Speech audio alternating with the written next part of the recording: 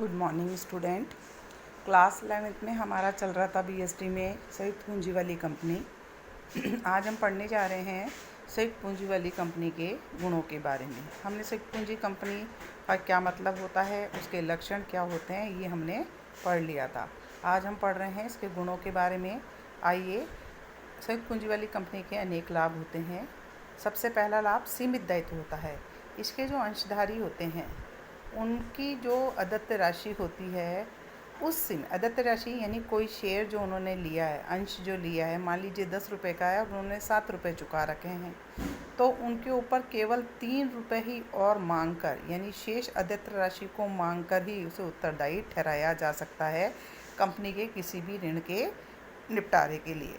आप उसकी पर्सनल संपत्तियों से किसी भी प्रकार से कोई भी पैसा जुटाकर कंपनी के हानियों की पूर्ति नहीं कर सकते हैं। अर्थात कहने का है कि संयुक्त पूंजी वाली जो कंपनी होते हैं उसके जो स्वामी होता है उनका दायित्व क्या होता है, सीमित होता है। दूसरा है हितों का हस्तांतरण।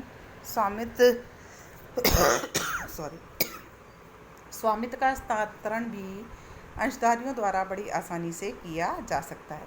कंपनी कानून द्वारा निर्मित व्यक्ति होती है, उसका अपने स्वामियों से अलग पृथक वैधानिक अस्तित्व होता है।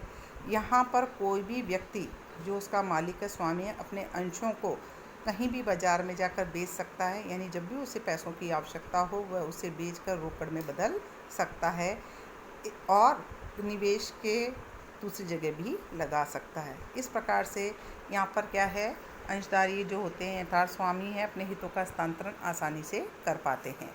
फिर होता है स्थायी अस्तित्व होता है कंपनी का, क्योंकि कंपनी का सदस्यों से पृथक अस्तित्व होता है, यानी किसी भी सदस्य के मरने से, पागल होने से, अवकाश ग्रहण करने से, दिवालिया होने से कंपनी के स्वरूप पर कोई भी फर्क नहीं पड़ता है। कंपनी स्थायी रहती है, उसके अस्तित्व पर उसका कोई भी फर्क नहीं पड़ता है।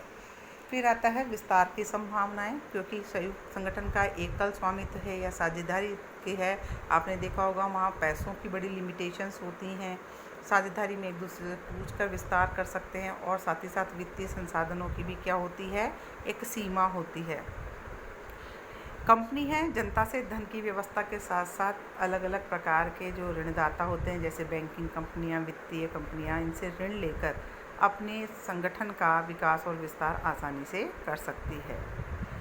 और जो हमारे निवेशक होते हैं उनका भी रुझान जो होता है, उनकी पसंदीदा निवेश करने का स्थान भी ऐसी कंपनियां होती है, क्योंकि इसके अंदर दायित्व सीमित होता है और आप कभी भी उसको बेचकर अपने स्वामित्व का हस्तांतरण करके कैश में कन्वर्ट कर सकते हैं और कंपनियों को अधिक लाभ होने पर लाभांश भी अधिक मिलता है। इसलिए विकास और विस्तार की संभावनाएं भी कंपनी में अधिक होती हैं। फिर आता है पेशेवर प्रबंध। जानते हैं कि एकल और साझेदारी स्वरूप में वित्तीय संसाधन कम होने के कारण वहाँ पर उसके संचालन के लिए पेशेवर व्यक्ति जो कि ऊंची वेतन पर प्राप्त होते हैं, बड़ी आसानी से नहीं रखे जा सकते। वहीं जो हमारा कंपनी स्वरूप होता है वहाँ पर हम अपने संगठन के संचालन के लिए ऊंचा वेतन देकर अच्छे निपुण पेशेवर विशिष्ट व्यक्तियों की नियुक्ति कर सकते हैं, जिससे क्या होता है कि एक तो कार्य में विशिष्टता आती है और निर्णय संतुलित होते हैं और प्रचालन यानी कंपनी स्वरूप का जो संचालन है वो क्या होता है, अधिक कुशलता वाला होता है, जिससे अधिक लाभ अर्जित किए जा सकते हैं। अब नेक्स्ट टॉपिक हम पढ़ने जा रहे हैं कंपनी की सीमाओं के बारे में। पहला है कि निर्माण बहुत कठिन होता है, क्योंकि आप सभी जानते हैं कंपनी अधिनियम के तहत इसको रजिस्टर कराया जाता है, तो इसको निर्माण करने में बहुत ही समय लगता है। कानूनी औपचारिकताएं बहुत ज़्यादा होती है और औपचारिकताओं को पूरा करने के लिए विशिष्ट ज्ञान की भी आवश्यकता होती है। इसलिए इसका निर्माण करने की जो प्रक्रिया है बहुत जटिल होती है अपेक्षाकृत एकल और साझेदारी व्यापार की। दूसरी होती है गोपनीयता की कमी। कंपनी अधिनियम के अनुसार जो भी हमारी कंपनियां होती हैं उनको हमारे कंपनी रजिस्ट्रार के पास अनेक प्रकार की सूचनाएं जब उनके द्वारा मांगी जाती है, एज़ पर कानून लॉ के अनुसार उन्हें उपलब्ध करानी होती है। तो ये जानकारियाँ क्या होती है, जब हम कंपनी रजिस्ट्रार को देते हैं तो यह हमारे जनसाधारण के अंदर भी इससे संबंधित जानकारियाँ पहुँच जाती है। इसलिए गोपनीयता रखना बहुत ही कठिन होता है कंपनी के अंदर। तीसरी महत्वपूर्ण सीमा जो होती है वो होता है अवैतनिक कार्य वातावरण। जब आप स्वयं मालिक होते हैं तो क्या होता है कि कार्य में आपका इंटरेस्ट होता है, आपको लाभ हानि से क्या होता है, फ़र्क पड़ता है। लेकिन यहाँ पर कंपनी स्वरूप में स्वामी कोई होते हैं और उसका प्रबंध संचालन करने वाले व्यक्ति अलग होते हैं, तो एक अजीब सा वातावरण तैयार हो जाते हैं, क्योंकि कंपनी के जो कार्य करने वाले प्रबंधक होते हैं अधिकारीगण होते हैं, वो उसमें पर्सनली इंटरेस्ट नहीं लेते हैं। अगर आपकी कंपनी हो तो आप इंटरेस्ट लेते हैं, आपको लाभ हो रहा है तो आप इंटरेस्ट लेते हैं, लेकिन वहाँ पर तो वो वेतनभोगी व्यक्ति हैं, तो उनका क्या होता है, पर्सनली इसमें इंटरेस्ट नहीं होता है। यही कारण है कि व्यक्तिगत संपर्क बनाने में, लेनदारों से बात करने में, कर्मचारी ग्राहकों से संपर्क बनाने में इन लोगों का इंटरेस्ट नहीं होता है और संपर्क करना भी कठिन हो जाता है। फिर होते हैं अगला सीमा जो होती है अनेकानेक नियम। कंपनी के कार्य संचालन से संबंध में अनेक कानूनी प्रावधान और बाधाएं हैं। जैसे हर कंपनी को अपना निर्धारित है उस तरीके से ऑडिट कराना होता है। इसके अलावा उसे बहुत सारी informations, registrar, SEBI, company law, अनेक संस्थाएं विभिन्न प्रमाण पत्र लेने की जब वो स्टार्ट करते हैं तो उनको ज़रूरत होती है। इस तरह प्रचालन में क्या होती है, स्वतंत्रता की क्या होती है, कमी होती है। इन औपचारिकताओं में काफ़ी समय लग जाता है और पैसा भी खर्च होता है। फिर आता है अगला पॉइंट, निर्णय में कमी। कंपनी का प्रबंध जो है लोकतांत्रिक ढंग से निर्देशन मंडल के माध्यम से होता है, यानी जो स्वामी होते हैं वो अपना अपना बोर्ड देकर क्या करते हैं, इनका संचालन मंडल का नियुक्ति करते हैं। इसके बाद जो प्रबंध है उसके विभिन्न स्तर, जैसे हमारा top management, middle management, lower management, ये प्रबंध आते हैं। कोई भी प्रस्ताव, निर्णय लेना है तो एक प्रक्रिया हमको अपनानी पड़ती है। इससे क्या होता है, कार्य को करने में देरी हो जाती है और निर्णय लेने में भी देरी होती है। फिर होता है अल्पतंत्रीय प्रबंध। कंपनी जो होती है एक लोकतांत्रिक संस्था होती है जिसमें अंशधारी के प्रतिनिधि चुने हुए जो होते हैं उसका प्रचालन करते हैं। परंतु आपने जब भी देखा होगा बड़ी बड़ी जो कंपनीज़ होती हैं उनके अंदर संचालन मंडल के जो सदस्य होते हैं उनके पास ही अक्सर शेयर होते हैं और वही पूरे कंपनी का संचालन अपने हाथ में ले लेते हैं।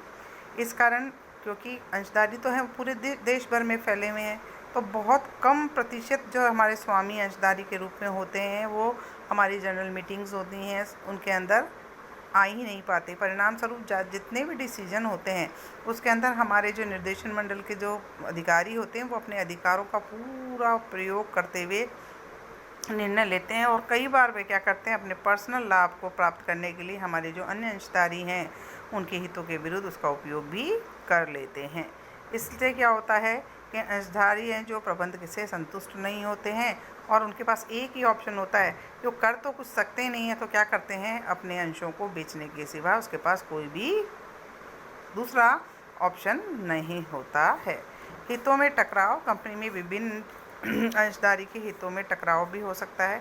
जैसे आप जानते हैं कर्मचारी जो होते हैं वो तो अधिक वेतन चाहते हैं, उपभोक्ता क्या चाहते हैं, कम कीमत पर अच्छी वस्तुएं चाहते हैं।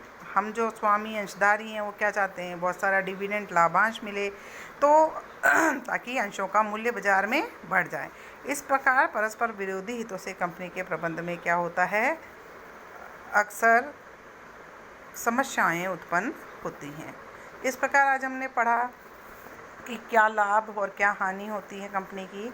साथ ही साथ एक यहाँ टेबल दी गई है जिसमें सार्वजनिक कंपनियाँ और निजी कंपनियाँ, जो सहित पूंजी वाली कंपनियाँ हैं, दो प्रकार की होती हैं बेटा। एक तो होती है सार्वजनिक कंपनियाँ दूसरी होती है निजी कंपनियाँ। उन दोनों के बीच डिफरेंसेस को बताया गया है। सदस्य जो होते हैं सार्वजनिक कंपनी में कम से कम 7 होते हैं और अधिकतम की कोई सीमा नहीं होती है, जबकि निजी कंपनी में 2 व्यक्तियों द्वारा भी निजी कंपनी बनाई जा सकती है, लेकिन अधिकतम सीमा उसकी हमने 200 रखी है। निर्देशकों की न्यूनतम संख्या के बारे में भी डिफरेंस है। यहाँ पर सार्वजनिक कंपनी में 3 निर्देशक हो सकते हैं जबकि निजी कंपनी में 2। सदस्यों की अनुक्रमणिका अनिवार्य है जबकि निजी कंपनी में अनिवार्य नहीं होती है। अंशों के हस्तांतरण की बात करें तो सार्वजनिक कंपनी में अंशों के हस्तांतरण पर यानी खरीद बेच पर कोई रोक नहीं होती है, जबकि निजी कंपनी पर यह प्रतिबंध होता है। फिर अगला पॉइंट जो है उसका आधार है